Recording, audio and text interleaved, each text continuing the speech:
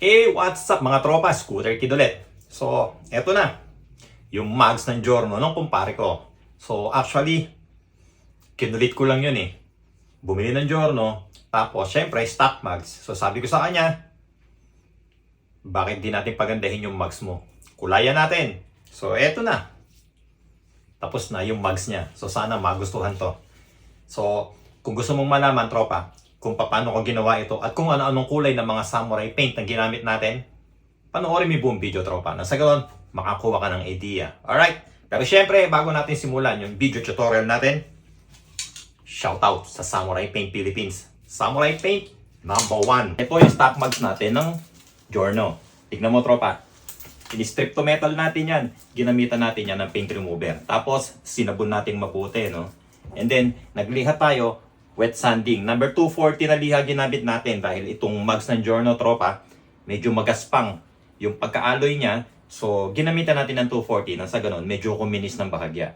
Kaya naman ngayon, malinis na siya, pwede na natin applyan to ng primer. At ito na nga tropa, nagbubuga na tayo ng primer. So ang ginamit natin dito, Surfacer UCH210. Pwede ka rin gumamit ng 2K Off-Or na epoxy surfacer. At nang matuyo yung primer natin, nagliha tayo ng bahagya.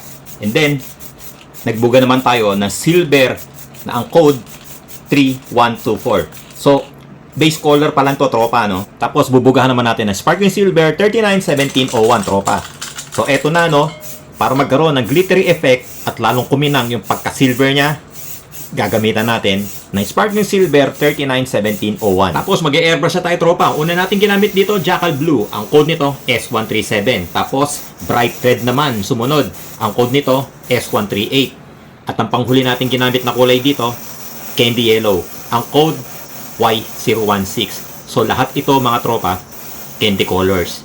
And again, ang mga ginamit natin na candy colors, Jackal Blue S137, Bright Red S138, Candy Yellow Y016. At dito yung panghulihan naman ng in-airbrush natin. So same procedure, same color yung mga ginamit natin. So pagka ganitong banatan tropa, bawal lang mainitin dito. Dapat dito talaga matyaga. Alright? So ito na tropa, ang kinalabasan ng project natin. So naka-top coat na yan, no? Ang ginamit natin dyan, K1K Clear. Ang inilagay natin dyan, 3 layers ng K1K Clear. Hindi ko na na-video yan, tropa. Basic na yan sa inyo. So silipin nyo mabuti, tropa. Eto na, yung 3 kulay na inilagay natin. So tignan mo, tropa, oh.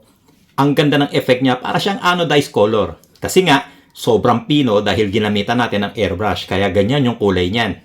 Tapos tumama siya sa sparkling silver. So ang lupit talaga ng pagka-silver, tropa, oh. Tignan mo. Kumikinang-kinang, di ba? So, dun sa mga tropa natin na gusto magpagawa ng ganito, tropa, hindi tayo tumatanggap ng mga paint jobs.